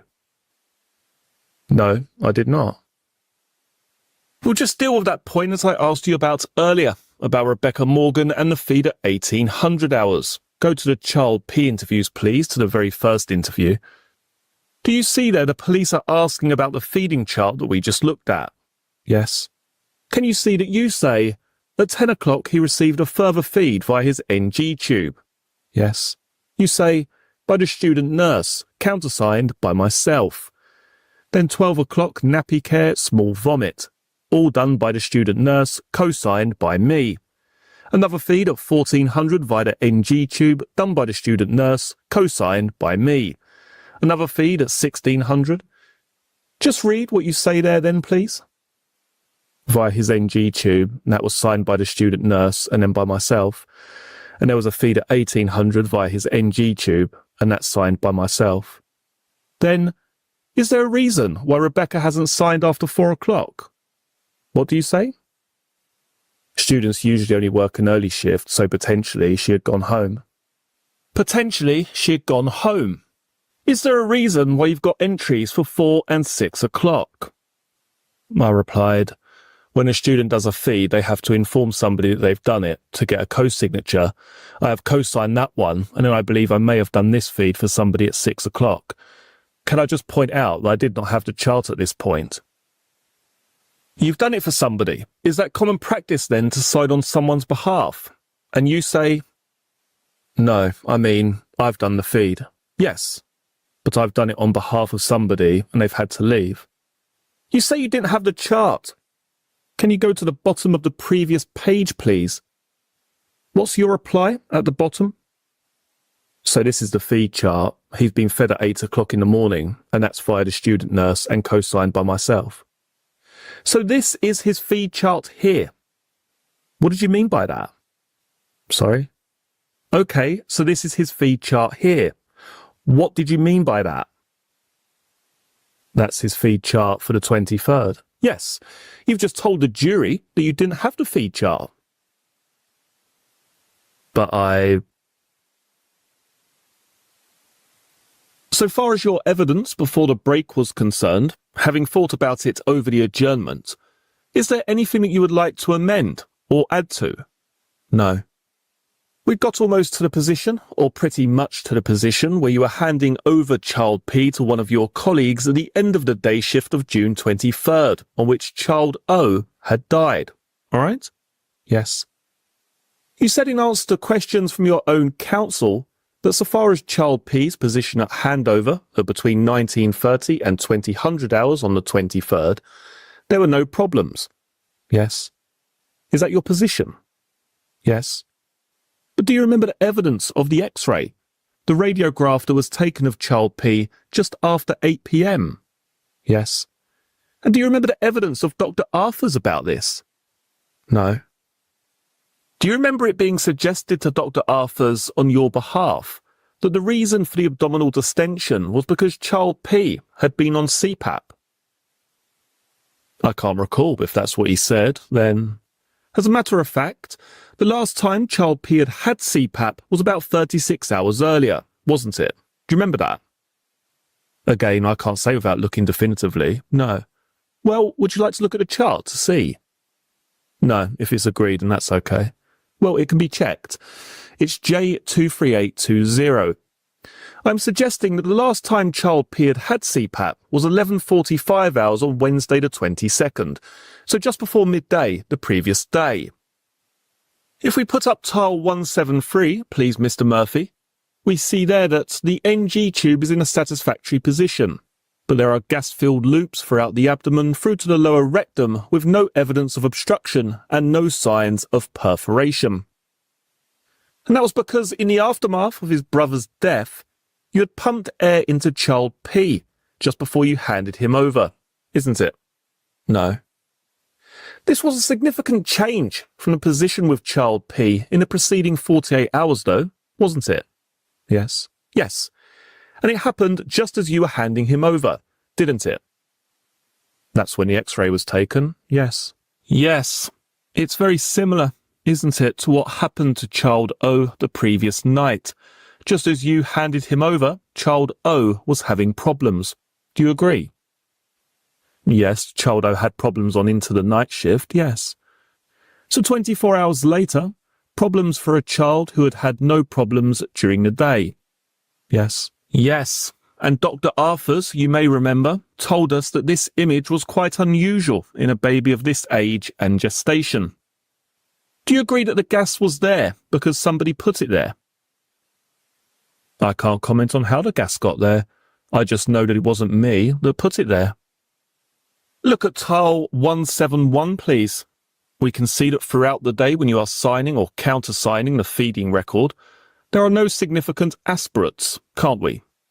Yes, that's right. Yet we see the moment, literally the moment he's handed over, a 14mm aspirate. Yes. And that was your doing, wasn't it? No. And on your way home, you were sowing the seeds with your colleagues. Do you remember that text I showed you at tile 403 on the child O sequence? Worried because they're identical, or words to that effect? Yes. Yes. Just as you got home. Do you remember you were in a two-way conversation, one with Nurse E, the other with Dr. A? Yes. You were feeding a false narrative to your colleagues, weren't you? No. Trying to divert attention away from your homicidal activities? No. Do you agree that Dr. Maybury put child P nil by mouth in the light of those aspirates? Yes. Yes, after midnight, yes. After midnight. Do you remember being asked about this sequence of events, so far as feeding was concerned overnight, by your counsel as part of your evidence in chief? Yes. This shows, doesn't it, and we heard evidence from her, that Catherine Percival Ward got an aspirate at 0400 hours. Yes. And do you remember saying in answer to your own counsel that the material that was drawn out in the aspirate wasn't there when the earlier aspirate was taken, because when the earlier aspirate was taken, they would have emptied the stomach because the syringe has a resistance. This was your evidence. Yes. Do you remember saying that? Yes. But what we can see if we look at it, just examining your explanation, your assertion that this is a developing problem and the reason you've just given for why that is, what we see looking at the chart is that at 7 a.m. 0700 hours, do you see that Sophie Ellis got 5ml of air and 2ml of milk at 7 o'clock? Yes. How much milk had child P been fed overnight? I think he had had 2 feeds prior to midnight, 28ml was it, or something? Yes. But he'd been fed nothing at all, had he, during this day? No. So unless somebody was surreptitiously feeding him milk when you weren't there, the obtaining of that milk shows that the stomach hadn't been emptied by Catherine Percival Ward, doesn't it? No, what I was suggesting is that air would come out when you're aspirating milk. Milk obviously sits in the stomach and would depend how close it was to the end of the NG tube, but air should come out regardless. Well, It all depends where the end of the NG tube is, doesn't it? If the NG tube is in the stomach, air will come out. No. If the NG tube is in the liquid in the stomach, it wouldn't take any air out at all until the liquid it's actually dipped into has been emptied, would it? No. It's common sense. You don't need to be a nurse to understand it. It's like emptying a pond with a hose pipe, siphoning a can of petrol. The point I'm trying to make is, so that you understand, is I'm examining your assertion, and the reasons for it, that Catherine Percival Ward had emptied the stomach with that 25ml aspirate, and I'm suggesting that she hadn't. Okay. Well, do you agree or disagree? I disagree.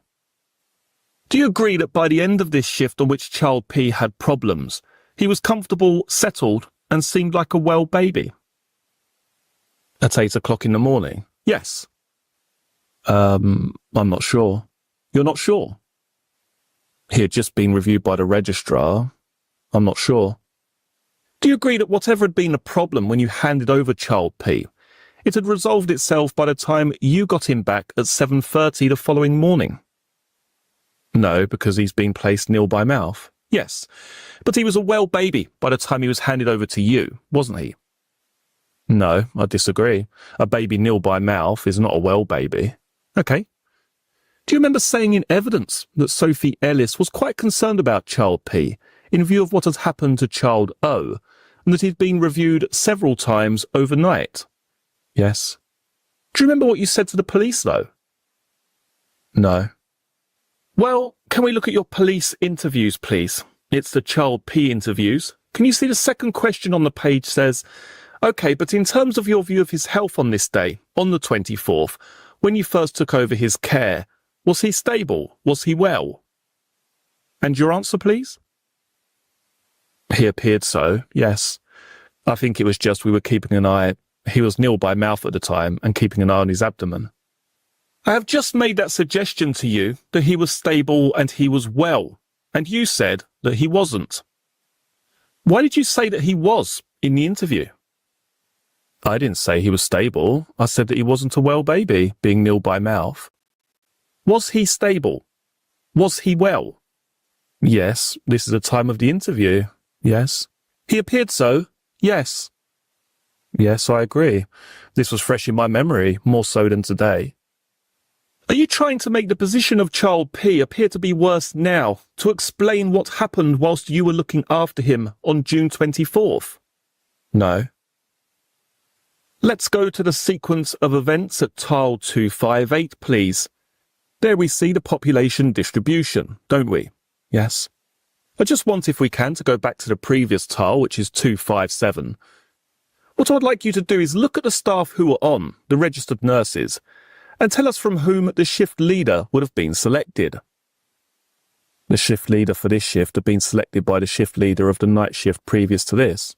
I understand, but which of those names would have been sufficiently qualified to have been a shift leader? Nurse D and Chris Booth. So it's got to be either one or the other. Yes. All right. Can we go back to 258, please? Now, looking at the population distribution layout, we have Nurse D with 2 in Nursery 1, yes, together with your friend Mary Griffith, Chris Booth with a single baby in Nursery 2, and you with Child P. Yes. Then Mary Griffith and Angela McShane sharing the babies in Nurseries 3 and 4. Yes. Does it look like, therefore, that the shift leader on this shift was Christopher Booth? Yes, it was Christopher Booth, yes. Now, whilst you were conducting safety checks at the beginning of the shift, you told the jury, in answer to questions from your own counsel, that Child P's abdomen was quite loopy, that you could see visible loops of bowel, that you spoke to the nurse in charge, who we now know would have been Christopher Booth, yes, and said, quote, we were going to wait for Dr. Yuko to review him, yes. Do you remember saying that?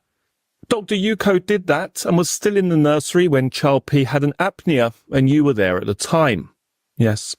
And you said you thought Rebecca Morgan was there too. Yes. So that was, in broad terms, your explanation for the first event. Before we get to the detail, I just want to ask you the questions I have asked you in relation to all these incidents. Are you suggesting looking at the population distribution, that staffing levels caused or contributed to child P's collapse and death on June 24th? No. Are you suggesting that anybody's mistakes caused or contributed to child P's collapse and death? No.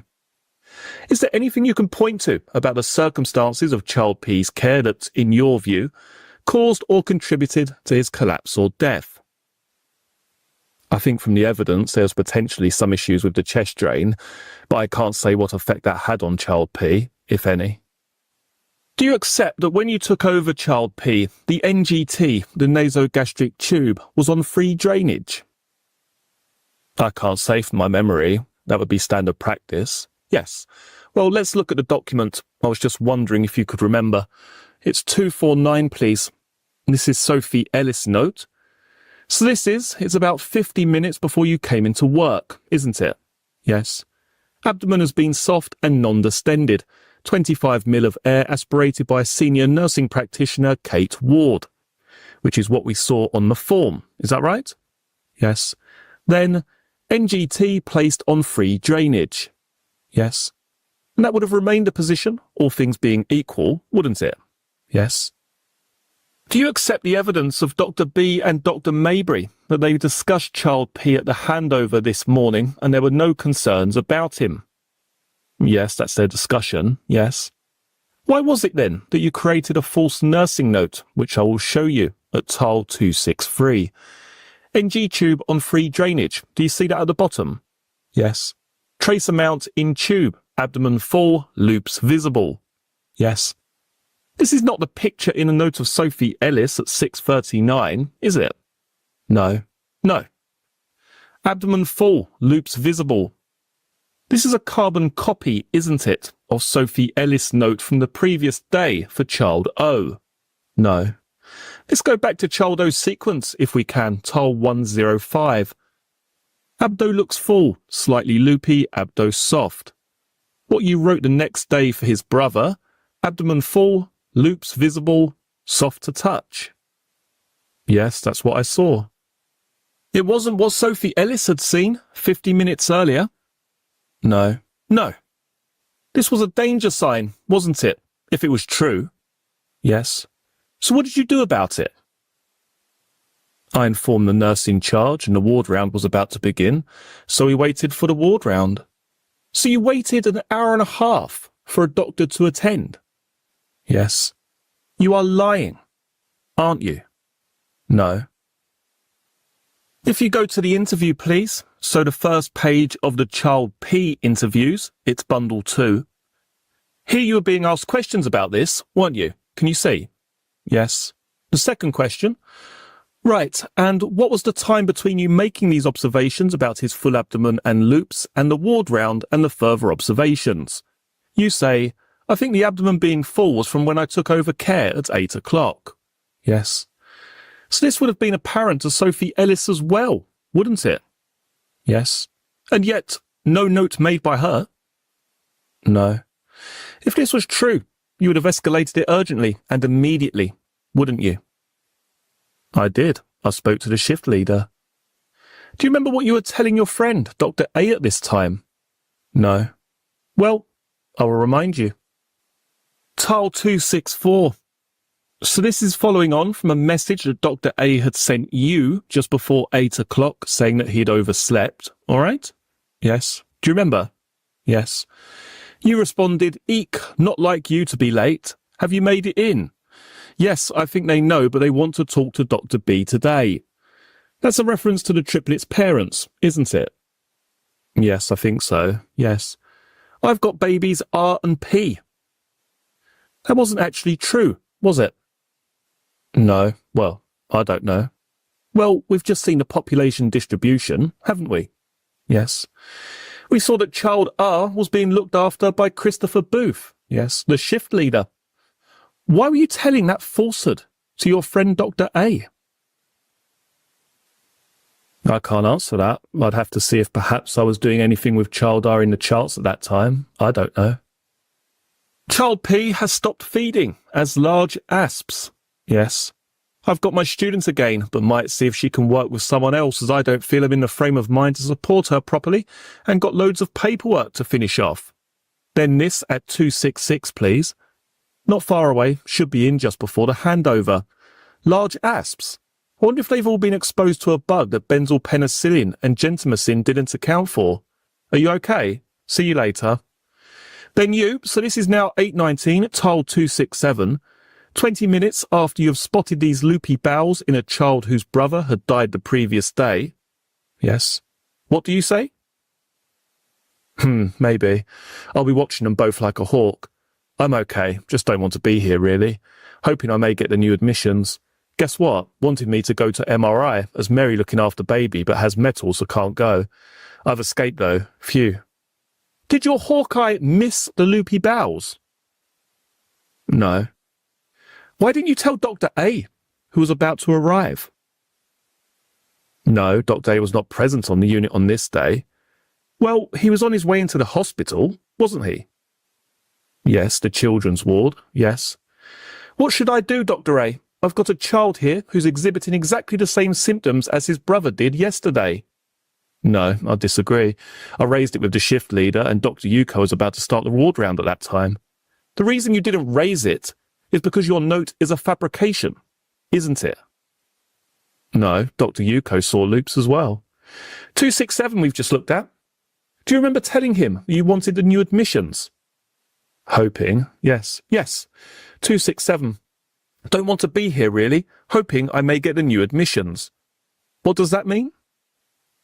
I didn't really want to be in work on that day after what happened with Child O, and I was hoping that maybe I would go into a different nursery where I wasn't with the triplets. You say Dr. Yuko saw a loopy bowel, yes? I think, well, I can't recall his exact note. I just said to you, the reason you didn't raise it is because your note is a fabrication. You replied, no, Dr. Yuko saw loops as well. That's my belief, yes. Well, let's see what the evidence is. Tile 289, please. On examination, mildly pale, no recession. Heart sounds normal plus very soft, systolic. Abdomen moderately distended, bloated, soft. No mention of loopy bowel there, is there? No. If we scroll down to remind ourselves, please, further down. Why didn't you tell him about the loopy bowel? It's something that it would have been visible at that time. Well, it wasn't, was it? Because he didn't see it. Or he's just not recorded it. Or you have misrecorded it. No. No real issue there, is there, in his medical note? He's slightly mottled. He's got a slightly distended abdomen. He's having some Braddies and DSATs. Do you remember that as soon as he moved on to a different child, Dr. Yuko said that child P collapsed? Yes. So not only has the night nurse resolved the problem which emerges as soon as you take over, but the doctor who examined the child doesn't see what you say you saw, doesn't identify a significant problem, and yet within 5 minutes, the child has collapsed. Yes. And that has to be your doing, doesn't it? No. Do you remember Rebecca Morgan suggesting that you had left the room at this point? Yes. Was that true? I can't comment on Rebecca's statement. From my memory, I was in the room. That's all I can comment on. Were you trying to get out of the way, so you weren't immediately associated with yet another collapse on your watch? No, I think I've always been quite clear that I thought I was in the nursery at the time. Why would you have left the nursery? There could be many reasons why I would have left the nursery. Well, there could be, potentially. But you didn't have any other children to look after, did you? No. Were you worried that child P was high risk? When I took him over for the care that day? Yes. Yes. But you left him? No, I don't agree. I've not said that I've left him. If we look at your nursing note at tile 286, please, what you record there is what happened from 8 a.m. He was in an incubator, nil by mouth. You speak of the fluids, the IV fluids that were running at a certain rate. The line was occluding. The NG tube was on free drainage. Trace amounts in the tube. Abdomen full, loops visible, which we've already dealt with. Then this. Registrar Yuko arrived to carry out ward round. Child P had an apnea brady-desat with mottled appearance requiring facial oxygen and neopuff for approximately 1 minute. That's a rather different picture to what's recorded in Dr. Yuko's note, isn't it? I'm not sure without looking at his note. Okay, well, we'll go to it, please. Tile 289. He starts with the background, is that right? Yes, this is a note that he's made on the ward round. The apnea happened afterwards. I know, that's exactly my point. The impression you are creating in the nursing note is it's as Dr. Yuko arrives that all these events happened. Yes, he was in the room at the time, yes.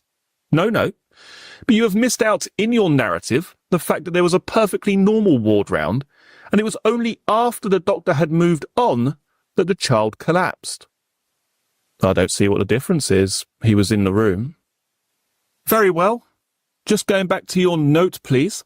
That gives the impression, doesn't it, that it was the neopuffing that caused the abdomen to become distended. That it was becoming increasingly distended, yes. But it's deliberately written. I'm suggesting to create the impression that the distension is the result of the neopuffing. Okay.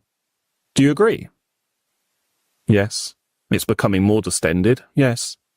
There was no mention of neopuffing to Dr. Yuko when he arrived, was there? Dr. Yuko was present. Do you remember Dr. Yuko saying that in the 5 minutes between the ward round examination and the collapse, Child P was in a very different condition? No. Different? No, I don't understand. Yes, the baby he saw at 9:35 was in a very different condition to the baby he saw at 9:40. Yes. And the only conceivable reason for that, I'm suggesting, is because you sabotaged him. No. He also said that you were very keen for Dr. A to be called. Yes, in his opinion. Yes. And you've just told us that Dr. A wasn't even due to be on the neonatal unit. No, he wasn't. No. Dr. B requested for me to call him. Oh, it was Dr. B who wanted Dr. A, was it? Yes, it was discussed that he had been present with Child O the day before and that Dr. A's expertise was needed. That wasn't quite the way Dr. Yuko put it, was it? No, that's Dr. Yuko's opinion. Yes. Well, he was there, of course, wasn't he? Yes. Were you trying to attract Dr. A's attention? No. So it was Dr. B. Let me get this right. Who discussed with who about getting Dr. A? I believe it was myself and Chris and Dr. Yuko, and she raised that Dr. A had been present the day before with Child O, so it might be worthwhile that he came as a senior registrar to assist. All right. The defence statement at paragraph 182 says this. A little after 9:35, I was talking with Rebecca Morgan when Child P stopped breathing. Dr. Yuko was in nursery 2 already because he was writing up his notes. The monitor sounded and I shouted for Dr. B because she was already on the unit. I also called Dr. A to assist. Yes. No mention there of getting Dr. A being the idea of Dr. B. No. Why not? This statement doesn't cover every single point that I make. No. Did you enjoy being in these crisis situations with Dr. A? No. Did he give you something to talk to him about and message him about? No, Dr. A and I were friends. Something in common that you could share? No. Child P underwent full CPR with 4 doses of adrenaline. Yes. But he was brought back, wasn't he? Yes. And the reason he crashed was because you had injected air down the nasogastric tube. No. Do you agree with Dr. B that this cannot have been an infection because Child P recovered so quickly? Yes, if that's her medical opinion, yes. Let's move on to the second episode, please, which happened at 11:30 that morning. This was an occasion when Child P had further CPR. He was put onto a ventilator, but he, within a short period of time, was fighting the ventilator. Do you remember Dr. B saying he was very vigorous and breathing against the ventilator? Yes. Is that an accurate summary of what happened? I recall that he needed pancuronium to settle him. Yes. And the pancuronium is at tiles 391 and 392, if we can go to that, please. Recognise the writing? Yes. Whose is it? It's mine. And where was this found? In my house. Whereabouts in your house? Was it in the bag? I don't know. How did it get there? I put it there. Why did you put it there? I collect paper, and that's where it's ended up. I put it there. Why do you collect paper? I have difficulty with throwing anything away, particularly paper. Is there something comforting about paper? No, I keep paper, yes, from a variety of different sources, yes, but not bank statements. No. 1132. Pancaronium. How quickly does pancaronium take effect? I'm not sure entirely. That's something I've not used very often, so I'd have to ask a medical opinion for that. It's very quick, isn't it? A minute or two? I can't say that. Well, I don't know. The purpose of it is to, in effect, paralyze the patient, isn't it? Yes. It enables the machine to take over the breathing function. Yes. And it prevents the patient expending wasted energy by fighting the ventilator. That's right. Shortly afterwards, at about noon, you were with Dr. B and Child P, and Dr. B told you that the transport team was on the way. Yes. Do you remember what you said? I know what she says that I said. I don't recall saying that. He's not leaving here alive, is he? That, as a matter of fact, was an accurate prediction, wasn't it? I don't recall saying that statement at that time. What did you say? I don't recall the conversation. Do you remember Dr. B told the jury that Child P had just had a good blood gas? Yes. Was Dr. B correct when she said that people in the medical world just don't say things like, he's not leaving here alive, is he? Yes. It's just not the done thing. No. Do you remember that there was a further desaturation at 12:28? Yes. The third on what I called the tea room desaturation. Do you remember that? Yes. This is when Dr. B, and I think it was it Dr. A, had gone to the tea room. Yes, for a quick break. It was at 12:28, and you were still looking after Child P. Yes, I was Child P's nurse throughout the day. Yes. Yes. Child P had been given pancaronium an hour earlier. Yes, hadn't he? So he was fully immobilized. Yes. And the next thing that doctors A and B heard was you shouting for help. Yes. You, when they went into the nursery, were standing over Child P, weren't you? I can't recall that now, but that's what they say. And there was a problem with his breathing tube. Do you remember that? I don't remember it from my memory now, no. This was a child that could not move.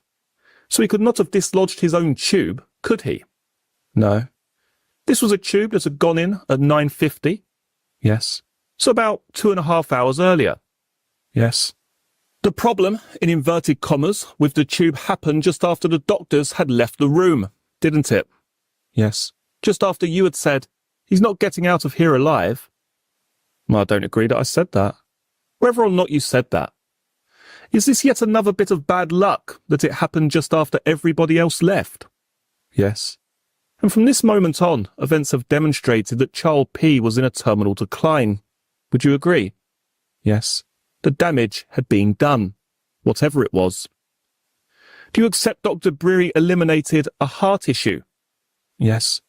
You will remember, I'm sure, the final terminal collapse of Child P at 15:14. Yes. And you will remember, I'm sure, that his father, the father of Child O, P and R, said that the circumstances of Child P's death were very similar to Child O's. Yes. Just as I am suggesting you had predicted, both in your text on the way home after Child O's death and in your remark to Dr. B. No, that's not what happened. Well, certainly it's what was in the text, isn't it? Yes. That was a portent of doom, wasn't it? No, I disagree. You disagree? Did you enjoy making predictions when you knew what was going to happen? No. And you got very excited in the aftermath of Child P's death, didn't you? No, I did not. 2 babies killed within about 24 hours of each other. No. And you were acting, according to Dr. B, in a totally inappropriate way in that room. According to Dr. B, yes. Just as you had acted in an inappropriate way with the mother of child I and with the mother of child C. Do you agree? No, I don't. And you were falling over yourself to tell Sophie Ellis about it, weren't you?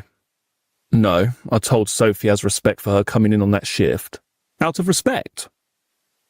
Well, it's common practice that we would let staff know so they don't walk in and just find something out or potentially bump into a parent and say something.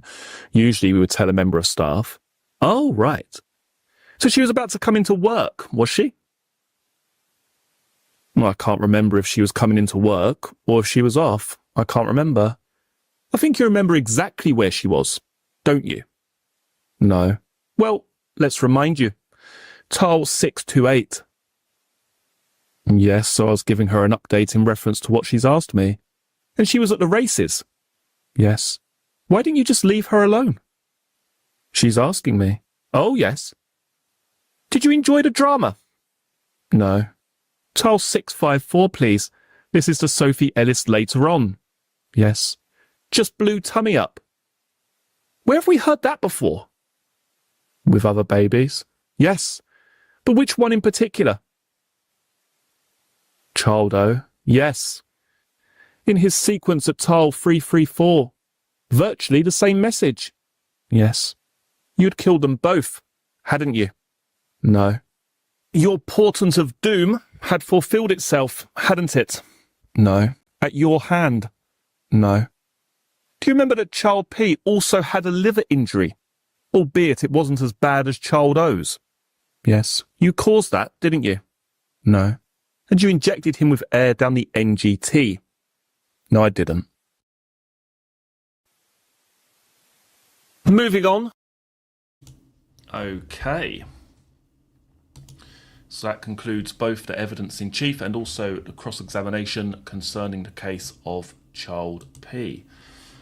A massive thank you to Kaz for the £2 super sticker, John for the kind £5 super chat, I believe that is, or super sticker. Thank you very much. And as I say, tomorrow we'll be moving on to Child Q. And then we've got, as I say, about 4 more episodes of this particular series to get through, and a very interesting one at the very end, which deals with what happened after the post-indictment. So once the cases are concluded and Lucy's removed from the unit, there's also going to be an interesting video concerning that.